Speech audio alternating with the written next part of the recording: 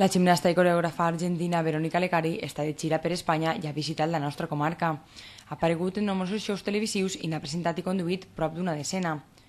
Ballarina, gimnasta i fins i tot dissenyadora, aquesta artista polifacètica també ha tingut l'oportunitat d'introduir-se al món del cinema amb Neig Tango, de 1987, i del teatre amb obres com El amante, de 1988, Fulgor y muerte, de Joaquín Murieta, del 90, o Los ojos del día, de 1993.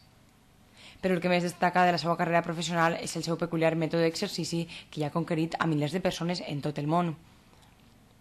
Al seu llibre Gimnasia Berler i 27 claves per estar en forma, publicat l'any 2001, explica aquest mètode que es basa en el coneixement exhaustiu del cos previ a l'exercici.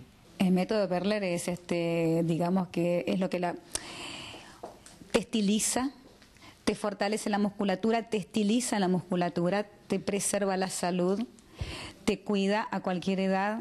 O sea, es verse. Si te tengo que dar un eslogan, es para que te puedas ver y sentir por dentro cada día mejor. També és de destacar el seu impuls a l'hora de crear la seva pròpia marca de roba, centrada sobretot en roba esportiva, roba de bany i temps lliure. En realidad, para lo que yo hago, lo importante es que se pueda ver el cuerpo. Por ejemplo, yo tengo una línea de joggings que allá le llamamos el pantalón para ir a la plaza a correr, ese pantalón flojo, ¿no? Pero por eso no me sirve para lo que yo hago.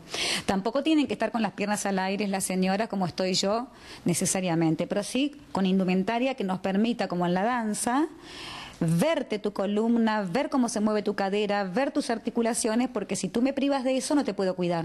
Esperem que li vagi d'allò més bé pel nostre país i que moltes altres persones s'enganxen al seu mètode d'exercici en aquests temps en què estar en forma està tan de moda.